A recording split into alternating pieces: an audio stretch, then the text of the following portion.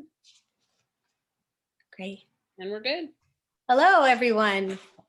Welcome to tonight's program, Kiss Your Grass Goodbye, with Sarah Sutton, author of The New American Front Yard, Kiss Your Grass Goodbye. We're really excited to have you all here. Welcome. This program couldn't come at a better time because just last week, Governor Newsom announced a state of emergency proclamation about drought in California. So this is a good chance to learn about water conservation techniques in your yard. And the program is not only for homeowners. If you're a renter, I encourage you to ask your landlord if they're open to see if they're would consider letting you steward a piece of grass on the property, as my neighbor has done. Here's how it looks outside my apartment, and I appreciate her doing that. Here's what the book looks like. And there are many copies available at Oakland Public Library, thanks to donations from the author.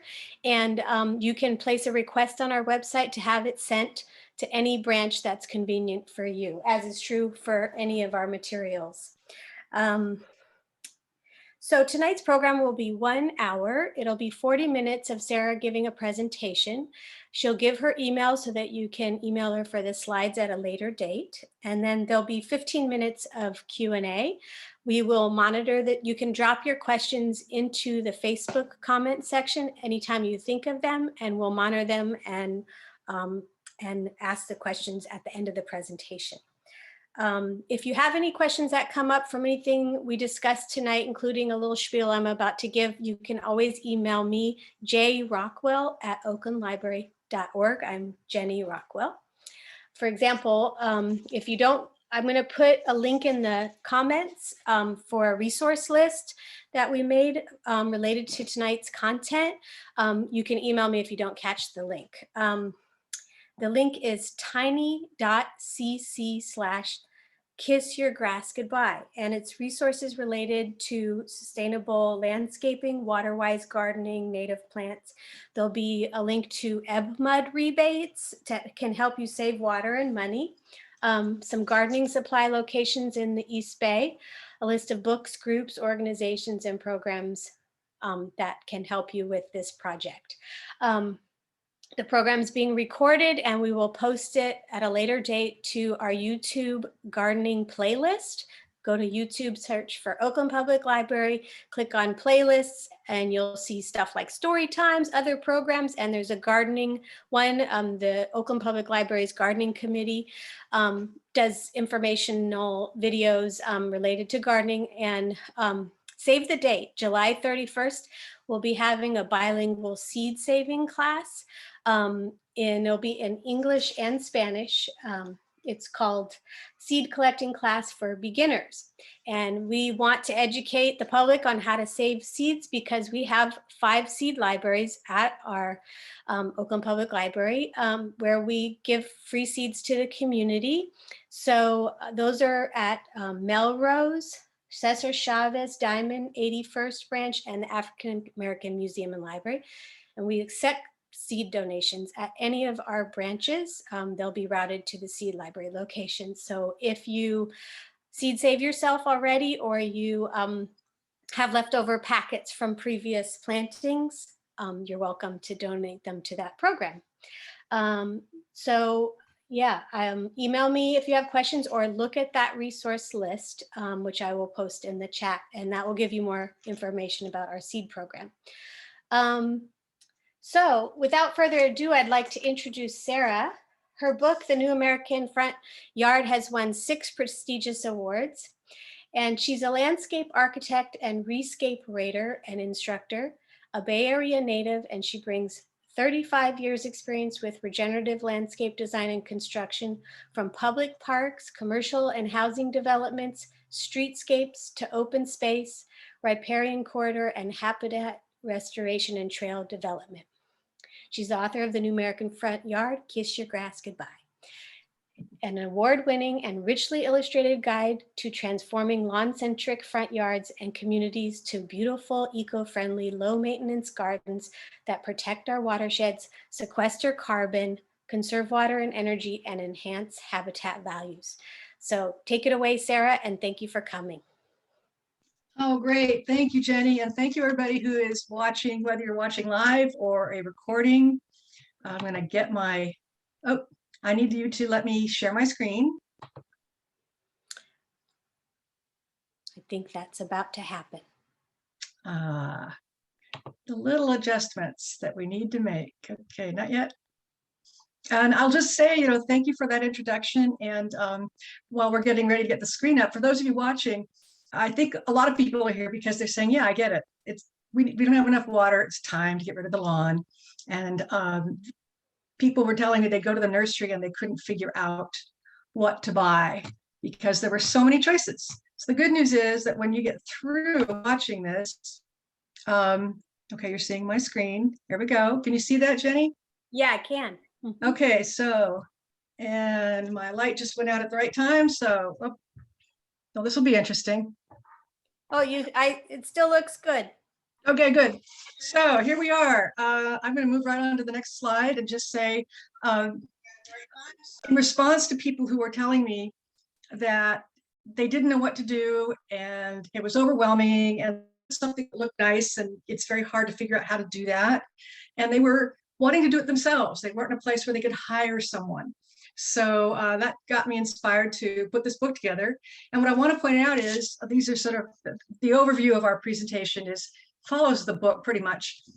But choosing your plants is the 6th step. You don't do that right away. There's a number of things we do first.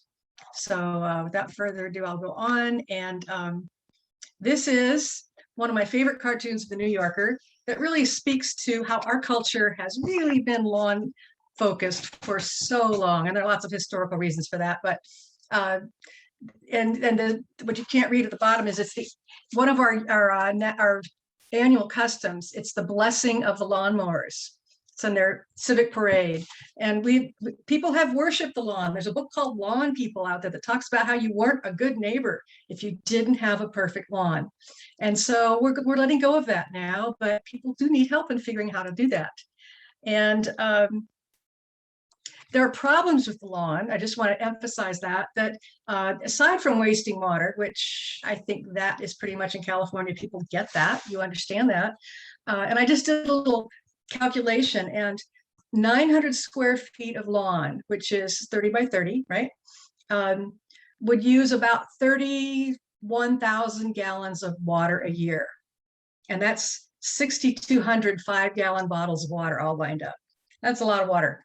By contrast, if you change it to the same area, all to low water use plants, not necessarily cactus, there are a lot of plants out there that are beautiful and would create a beautiful garden for you, just like this picture here. And it's a quarter of that. So you can save a significant amount of water, and we'll talk more about that. But in addition to that, there are parts of the country that water's not a problem. In fact, they have too much water. The maintenance of lawns contributes significantly to climate change and air pollution. And there are a lot of statistics running around on the EPA website and so on. But one statistic that really got my attention is these engines are what they call two-stroke. It's a mixed gasoline formula in these small engines that pollutes a lot harder, a lot faster than an automobile with a catalytic converter.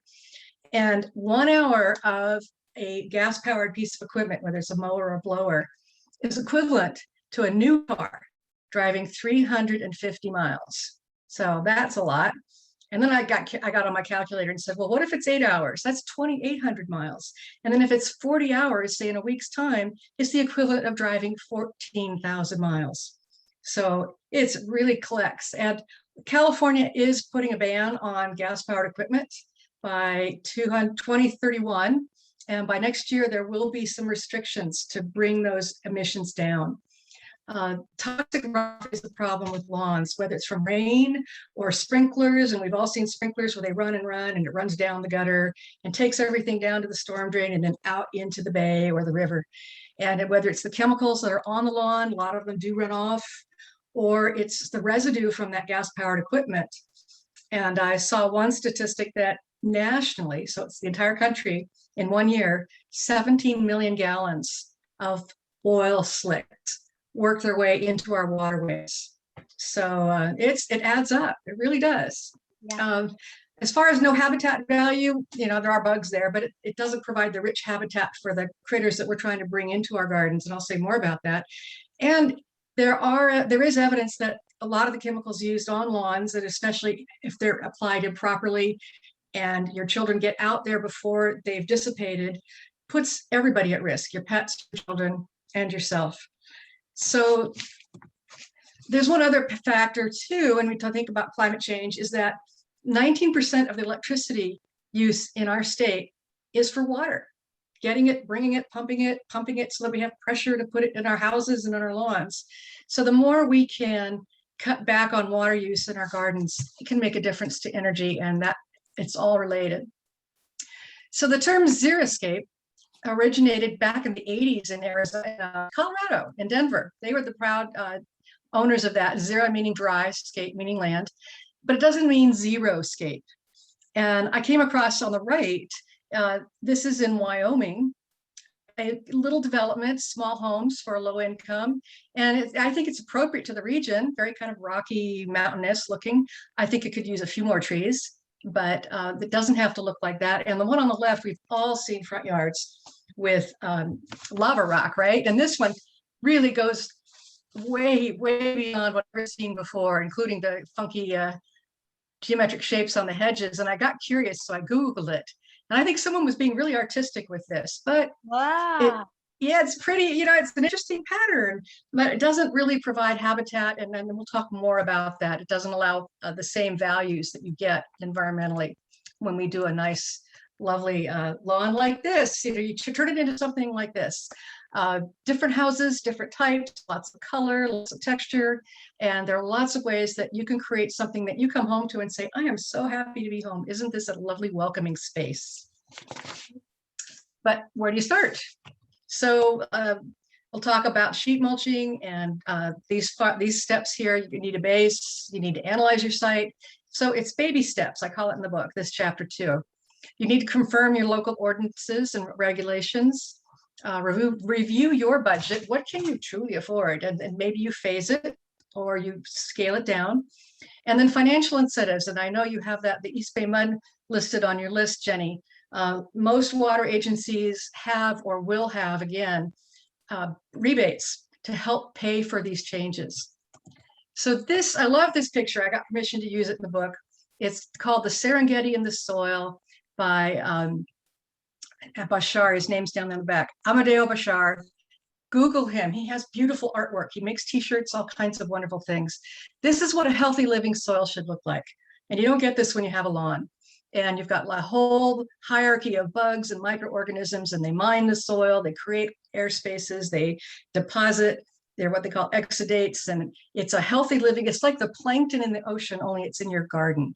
This creates a healthy landscape that can conserve water because it's like a sponge and not a hard brick. And we want to be talking about how to do that.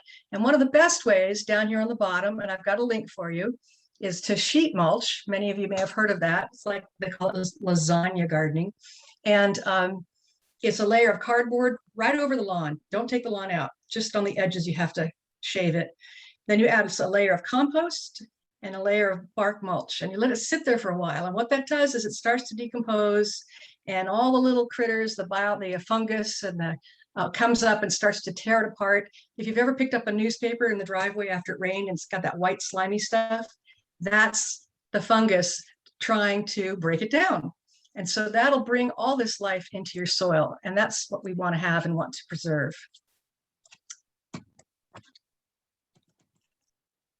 I'm trying, there it is.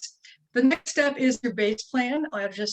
And you get grid paper, you draw it to scale, meaning 1 inch equals 8 feet or 1 inch equals 4 feet. And you can see rough measurements I took of a friend's house, and then I drew it up again. Very simply, this is really important for you to have, so you can be sure what you're planning fits, and you don't buy too many plants, and you really have a chance to think it through. And another thing you need to do is on this bottom right is think about the slope. That's a string line with a little bubble level. You want the dirt to slope away from your house, a minimum of 1/4 inch per foot. So check that out. If you don't have it, find a way to get the water to come away from your foundation. And we'll also talk about capturing it in your garden using rain gardens. On that base, you're going to do a number of diagrams. And one is, it's really important to know the sunshade patterns around your yard. And what the picture on the left is showing is, as you may know, the sun rises and sets in different places depending on the season. And you need to know how that translates to your yard, because when you pick plants, some plants really want a lot of sun. Others would like just some shade or a little bit of both. This is my sister's house. I did a diagram for her in the summer. And what we discovered was it's really hot in these little areas, but then there's some shade pockets in between. And that helped us decide how to shape the land and choose the plants that would be happiest there. Another thing you can do then is what I call a site analysis diagram. That's what the profession calls it. And you just doodle on your plan and you say, okay, where's the shade? What are the problems I'm trying to solve? And in this case, this very hot zone in the summer meant we needed to think about how to treat that. And we had a drought-stressed maple because she let the turf die. So we thought, why don't we bring direct the water from the downspouts? So you need to locate where those are and direct it over to where the tree is and let the tree get a little more water. And there was a place here where it's shady, a little striped shady zone. And that's a great place for her to put a bench outside and enjoy her yard later in the year. So one ordinance that everybody should know is the Model Water Efficient Landscape Ordinance, or MWELO.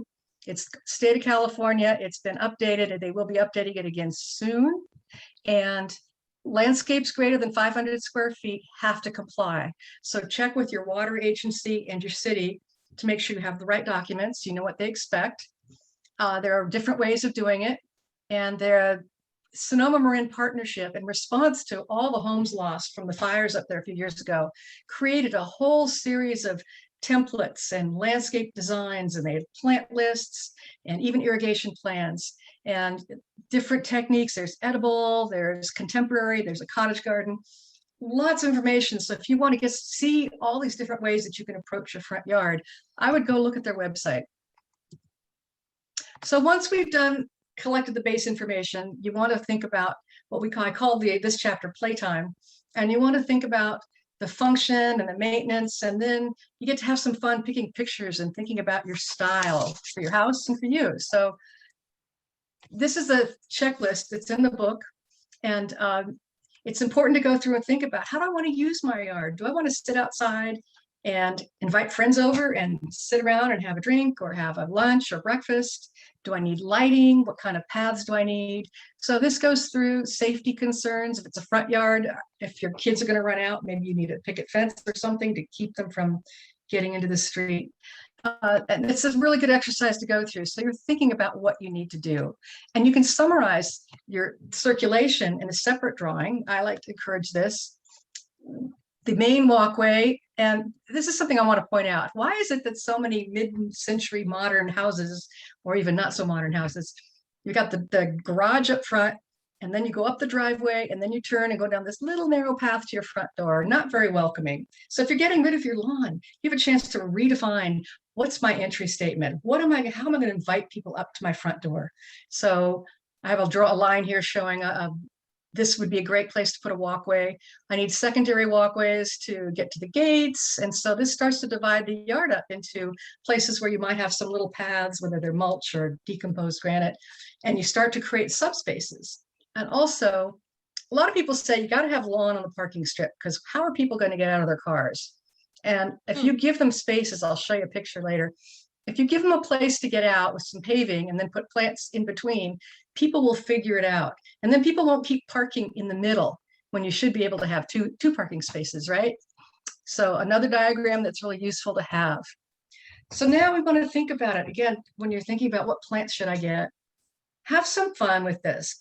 Look at pictures online, in books, and come up with an idea that you find you're drawn towards certain pictures, and you'll start to see that there's a theme. And if you can, here's some that I've listed here: Mediterranean, romantic, natural. The Southwest one is really distinctive. That's not my style, but boy, does it work with the house. And see if you can name it. And one example I like to give is a client invited me over to help her pick her plants. And I had her do this. And she says, well, we've decided we want a rock garden. And so when I looked at the pictures, I took it one step further and said, well, you know, you don't just want a rock garden. You want an alpine rock garden, which gave a whole distinctive image in their brains and mine as to what are the appropriate plants to create the feeling you want to. So this is an important step to help you make those decisions when you're purchasing your plant. And then you need to think about your house and your neighborhood, what's appropriate. And I think the simple answer to that is you wouldn't put a cactus in front of a Victorian. It just doesn't fit. But there's a lot of flexibility when you're looking at these. So then once you've done all that, it's time to take a look at learn about some design principles before we move on to the next step. And in landscape design, and as well as any other art form, the principles are all pretty much the same, and it defines good design. Take a look at so up in the upper left, the focal element anchor idea, what I like to tell people is put your thumb, if you're watching, put your thumb over that little sculpture fountain. And the garden looks kind of okay, but the minute you put something to direct people's vision, it anchors the space. So it's important to think about that. It could even just be a really nice specimen tree. Scale and proportion. To the left is an example of poor scale and proportion. Those trees just got way too large for that tiny little house. Or on the right, I love this house. The archway matches the archway and the same scale as the entryway to the house. The roof is the same angle as the roof up there, and even the fence makes the framing of the windows. So that's an example of good scale and proportion. Balance in a design is very important, and rhythm and pattern, repeating things, and then balance is like a seesaw, trying to balance whether it's symmetrical or asymmetrical. Line and movement, you want to either have straight lines or you want to have curving lines, what's more pleasing to you. And then the all-important element is unity. What's going to pull it all together? So it looks like it's a one complete design. And this green ground cover is probably where there used to be lawn. And lawn was a great unifier. That's why lawn worked. You roll out the lawn, you put the foundation plantings, tree to anchor, and there you are, some color up by the front. And so now we're thinking about how to use different plants. Once you start thinking about choosing your plants, you need to think about the colors, your palette. Do you want bright colors? Do you want a monochromatic calming palette? Forms, this one is an Echium. It's a Pride of Madeira. That would make a great focal plant. Very emphatic. This one on the left, different greens, and they're all different colors and textures, and it works great with the stone walls, which also help unify the design. And then plants come in different densities. So you don't want them all to be dense and tight. You want some open ones and some denser ones. So all of that comes into play as you're picking your plants. This is an example of a design by Mary. I'm going to move this. Mary Fisher. I walked by her house. She turned her little front cottage in Alameda into this lovely formal square cottage. Patio in front, including the driveway. Driveway became all similar square shapes. Some are smaller, some are larger, and it creates a very pleasing space. There we go. And this is a different one where it's in Berkeley, in the Berkeley Hills. If on the left, you see the brick stairs came down into this big open space. And with the bench and then the pot, create two focal elements that really anchor the design. And it's looking pretty ratty right now. If you look at it, the flowers have spent, but the design is so strong that you notice that as a neat and tidy garden. And then here's a cottage that was white with brown trim and lawn in front. And the owners turned it into a beautiful cottage with repetition of colors and little tiny cafe tables out front. So these are some of the ideas that you might want to come up with. And here's one that the Neighbors Homeowners Association liked, but it's kind of bland, but it works. And it's similar shrubs, and the tree is looking stressed because it probably was long before, but that one at least fit in with the neighborhood and didn't look like it was out of place for them. So once we've gone through those principles, before you pick your plants, we do what's called the master plan. And I'll say more about that. And what we're creating is we're defining the outdoor room, just like you might before you move into your apartment or your house, kind of figure out where you want the furniture to be, where you want to put things before you start bringing everything in. This is a concept that from Christopher Alexander, an architect from many years ago, on a book called Pattern Language. And the point of this diagram is to say, if you're going to create a space outside where you're going to feel comfortable, You're not going to put it up near the sidewalk. You really want to be farther back in the zone, closer to the porch that I call the private zone, the semi-private. And maybe there's a tree or something that gives you a sense of separation from the sidewalk. So you can see your neighbor and say, hey, hi, Bob, how are you? How's the dog? But you still feel like I'm in my space and the sidewalk is a more public space. And here's some examples. And when you walk around your neighborhoods, try this out. See which houses feel like, oh, I could put a dining table there. I mean, a little cafe table there. And, or that place seems a little exposed. And what you're trying to do is create a little more privacy for yourself. So lots of different ways to do that and techniques. Here's an example of what a master plan could look like, a drawing.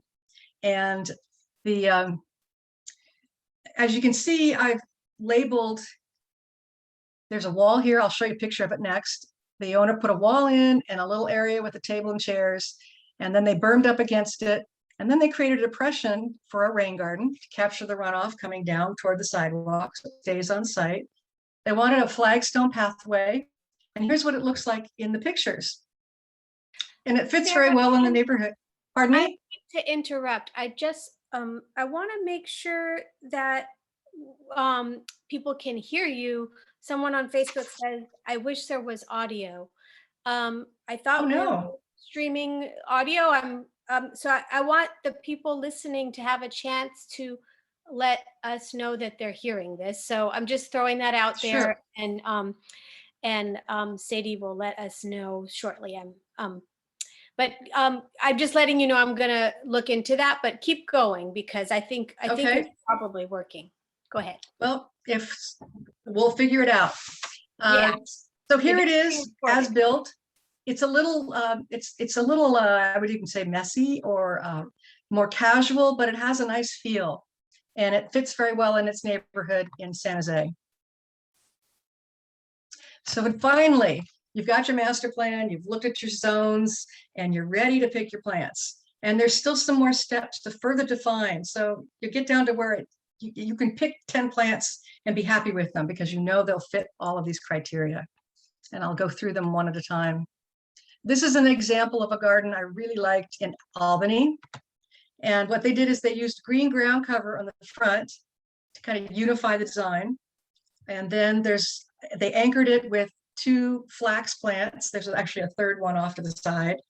And then your eyes are drawn to the back where you have bright color and contrast. And that's one technique to get people to come to your front door. It's a way of selecting plants with a hierarchy of design.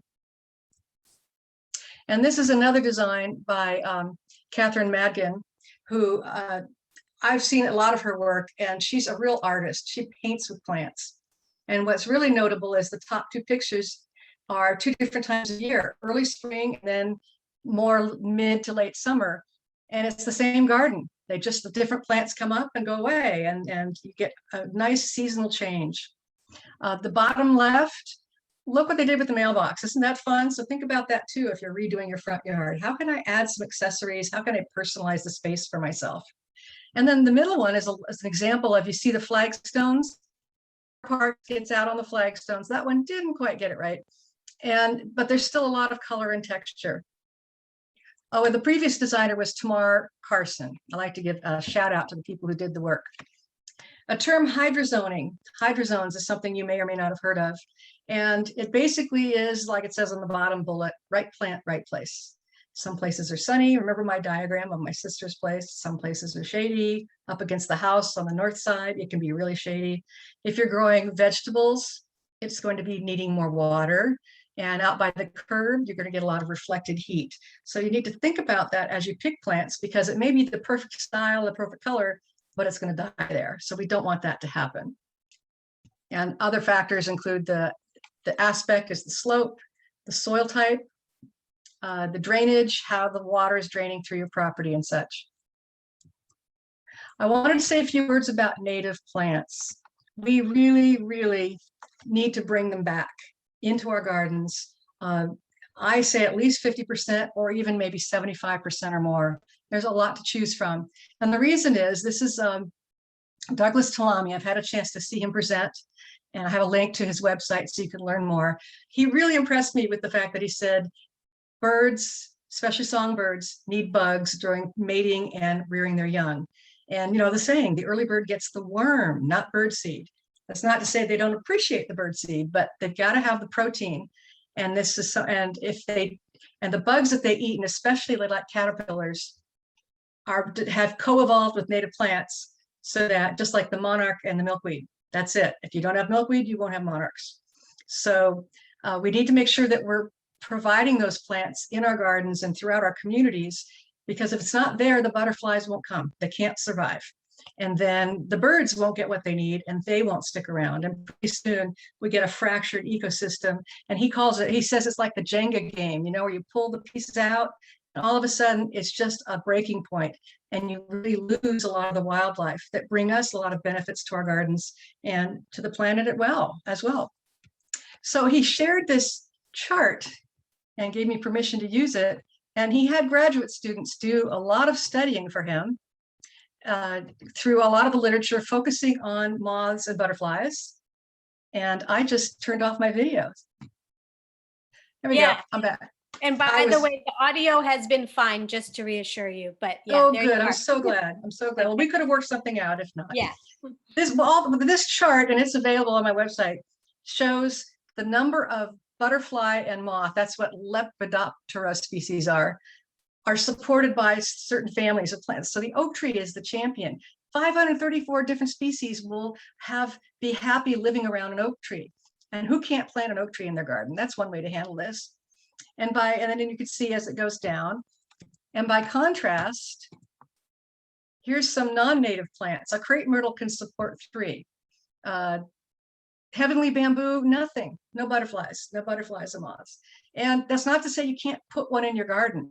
Just don't fill your garden with these. Use those as accents if you have a favorite plant, but really strive to learn more about natives and how you can use them in your garden. And they should be native plants that are regionally appropriate. And I've got 3 of my favorite resources on the bottom of the slide that you can check out and learn so much more about this topic and the plants and how to put them together, and about the habitat that would be in your garden if it was native. And then there's the link to his website as well. So I encourage you to find out more about this.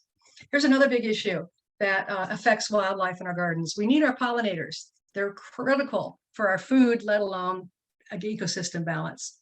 And there is a systemic agricultural insecticide called neonicotinoids, which everyone just has abbreviated as neonics.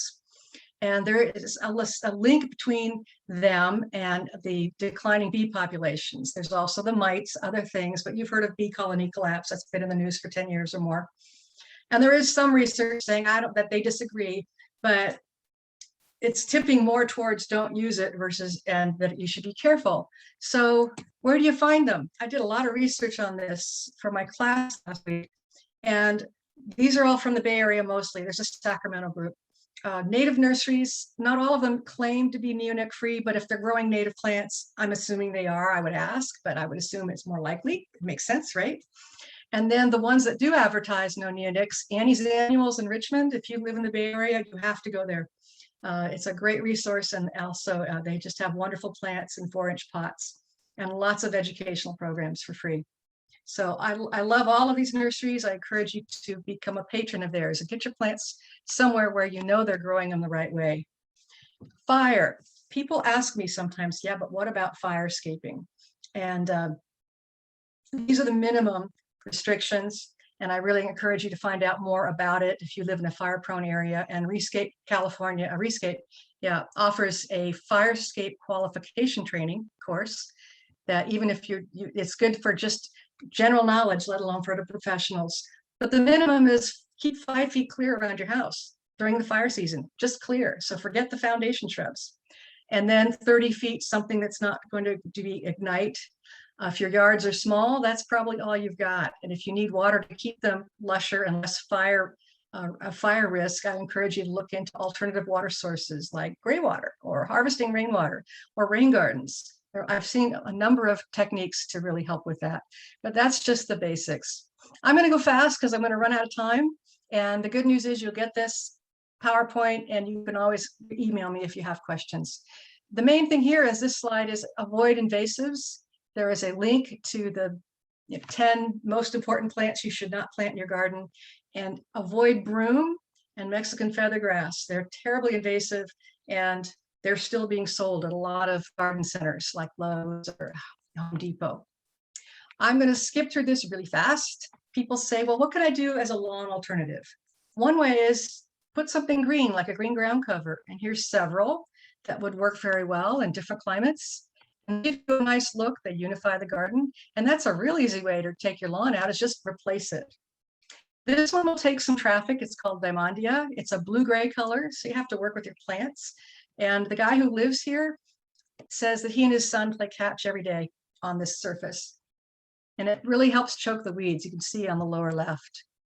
Carapia is in the front of Morgan Hill City Hall. It's available as a sod, or you can put plugs in. It grows very fast.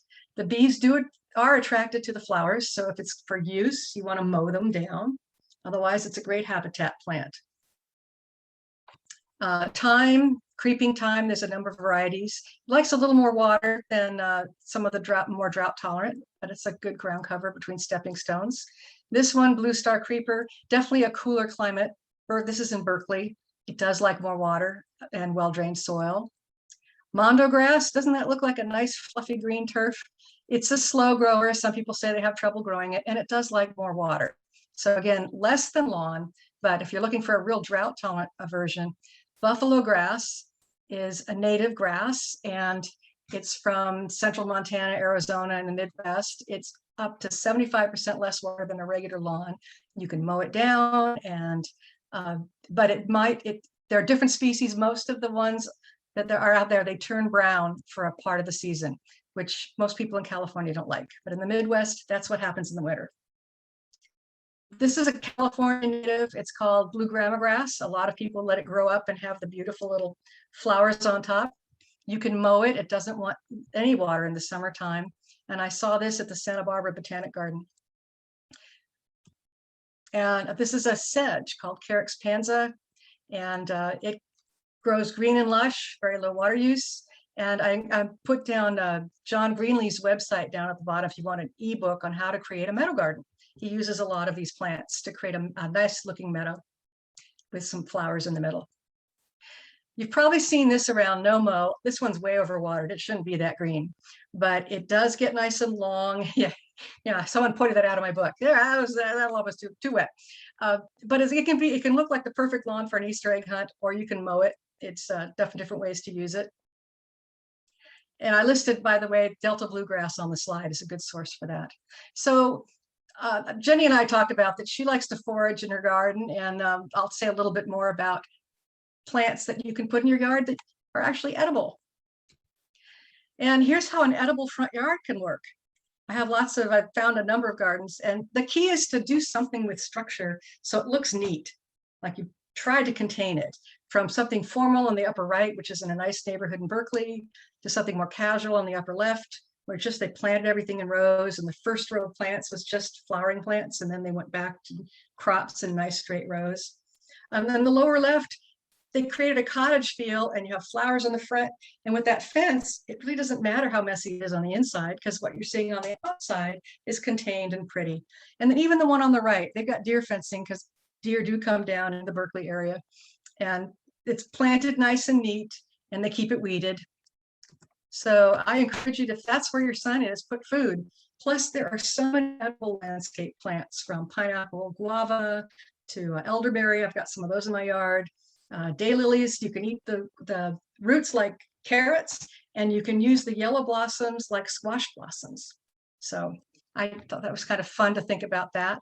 And then I also have I'm a master herbalist. I studied herbs, and I like growing them in my garden and using them. And these are some plants that I encourage people to put in their garden on this list here. And if you like echinacea, and if you like to make your own echinacea tincture, put them in the ground now, keep them separate, because it takes 2 to 3 years at least for the roots to get to the size that you can harvest them. Let's see. So weeds, what do I do about my weeds? Eat them or put them in the compost. There's lots of things you can do. And Jenny's done some foraging. Dandelions were brought to the United States on purpose from the original settlers in England to make dandelion wine and eat the greens, and you can even get them in the store. Purslane, which is what the big picture is in the middle, was available at my farmer's market, and they told me that it has more essential fatty acids than salmon. I thought, well, wow, who knew? And it's free food. So now when the weeds pop up, if it's edible, I'm grateful, and I just pull them as they come.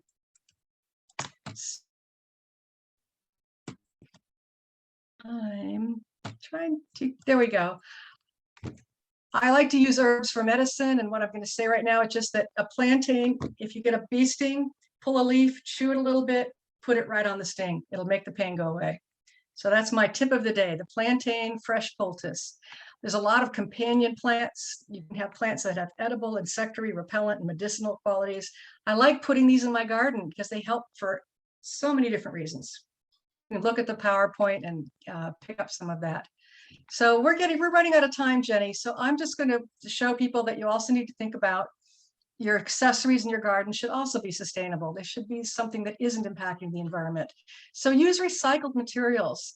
I saw those bike chairs from at a bike store and just thought, that's so amazing. So there are lots of ways to reuse material, from broken up concrete to cob walls made with soil on site.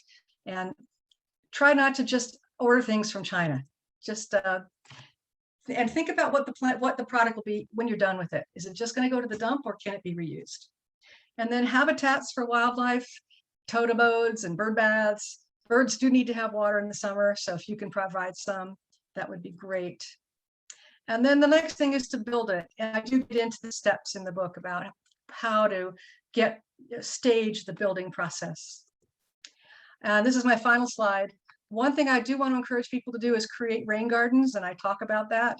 If you have really heavy clay soil, you might do a depression and put in some clay loam, and that'll allow it to sink in. And that's where you can put some plants that are closer to your house that will then also not be dry and parched. They'll have extra water. And if you get deep-rooted plants, they'll have access to that water for some time. And the cobbled stream approach you've probably seen in many places. And I encourage people to do a natural look like this. Look at natural streams and don't just line the outer edge with big boulders and then put the little gravel in between. Try to make it look a little more like it just happened there naturally if you can. So if you're interested in looking at the book, I did donate a number of copies to the Oakland Public Library, and I encourage you to check it out. Or you could go to my website, and I'd just suggest that because Amazon's much more expensive. And I have a workbook as well. And maybe you want to just, that takes you through these steps in a very simple way. And you could get the book at the library. So if you're interested in these topics, I just wanted you to see these upcoming presentations from different places. Thursday is the a lunchtime conversation on soil, irrigation, and creating habitat. I'm doing a long presentation with Xeriscape on carbon sequestration on Monday the 17th. And then we're going to be doing a session called Plant Talk based on Car Talk, if you've ever seen that radio show. And all you need to do is send in your questions to Ryan at this email, and there'll be a couple of panelists, I'm one of them, who will answer the questions for you. So I appreciate your taking the time. And the end. Thank you very much. Wow, thank you. That was so much content, and you did such a good job fitting so much in. And what's cool is that people can access this slide presentation to study up or get your book from the library, or get the workbook from your website. If they want to email you for the slides, what email do you have it? Sarah? It's right there on the slide. Can you see that? Yeah, Sarah with an H. That should be coming in the chat shortly. And this is our chance to open it up for questions. There's often a lag time with Facebook, so we're going to wait a minute for those questions to come in to start responding. And in the meantime, a few things came up while you were talking I wanted to mention. Well, one person did say that it's good to clarify which type of milkweed, because not all are beneficial. I don't know if you want to speak to that. I think you mentioned that milkweed is beneficial. There are people who are better, more expert on that than I am. I would go to a website like the Xerces, Xerces Society. Also, the Pollinator Posse website, that is where you want to go, because that's where Tora, who used to run the butterfly garden at Lake Merritt Botanical Garden, the garden there, is an expert. And yes, there are species that are better. And I remember she'd been doing some research, because with climate change, the bloom time and the emerging of butterflies are shifting. So I think that's where you could find the best information. Okay, and let me see, it doesn't look like we have questions coming in yet, but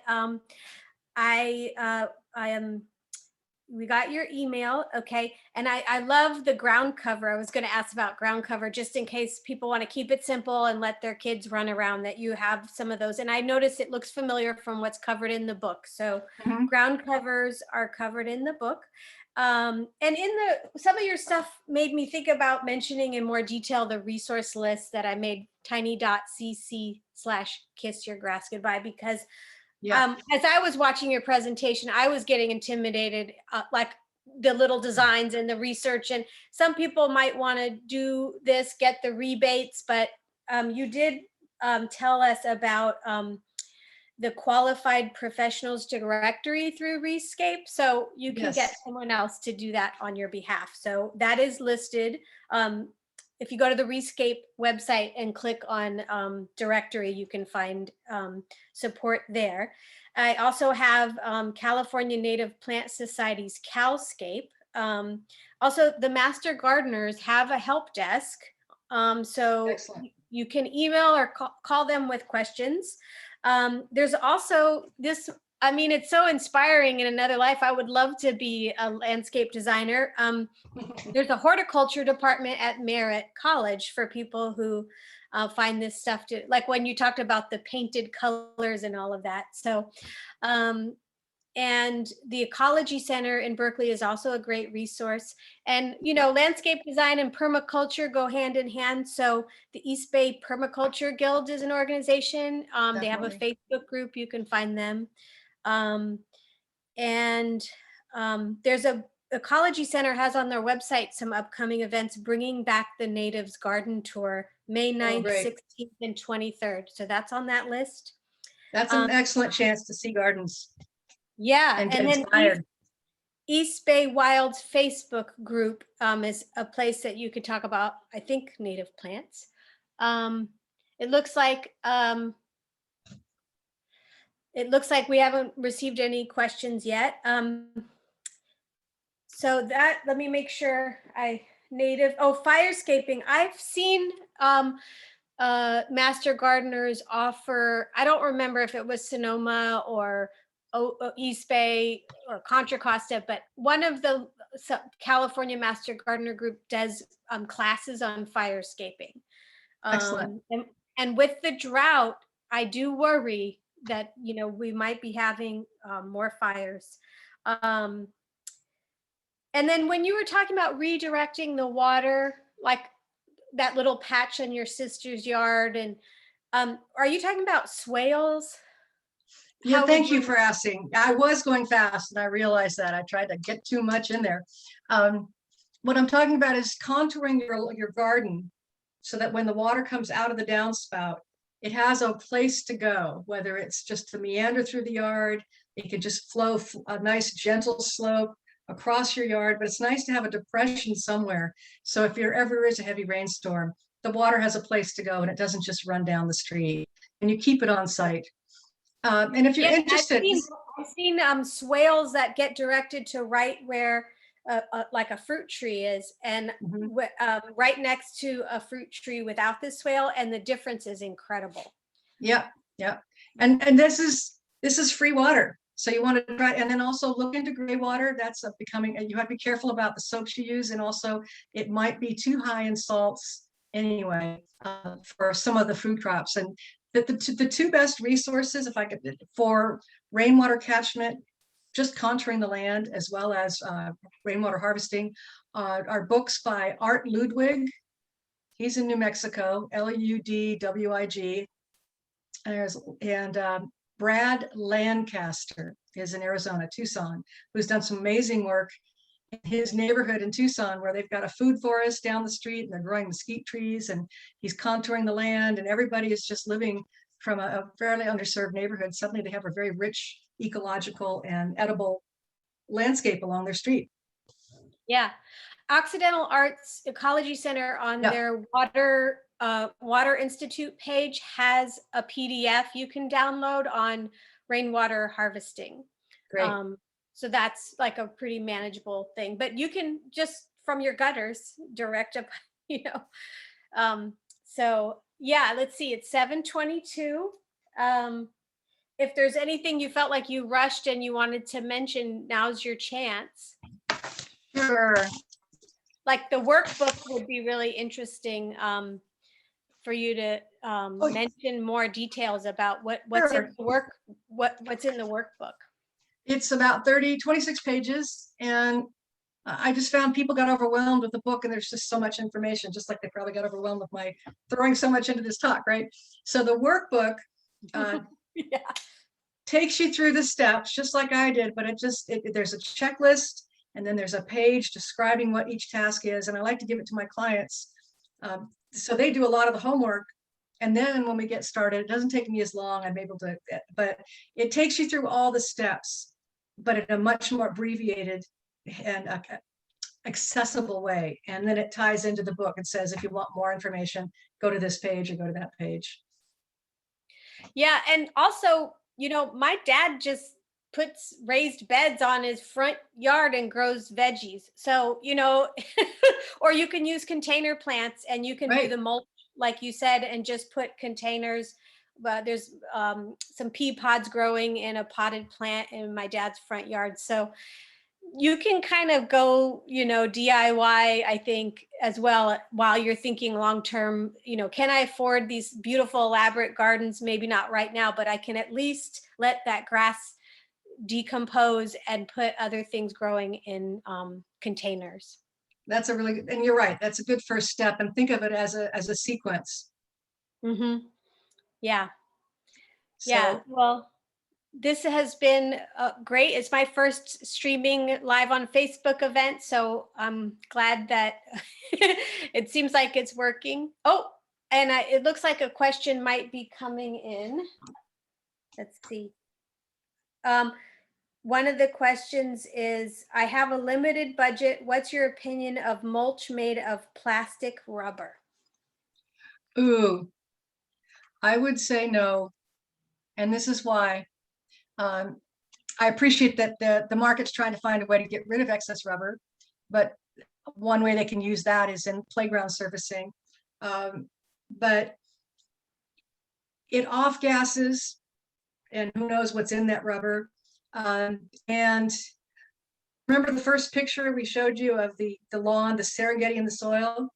You need to think about a forest. We're trying to recreate a forest soil that's spongy when you walk on it. And so it takes the compost and then the mulch on top, and it starts to create a humic layer down below, and all this magic happens. And that's not going to happen if you use rubber. And then people say their dogs and kids track it in the house. And it can get into the waterways. It can run off and go down into the streams. So I'm a thumbs down on that one myself.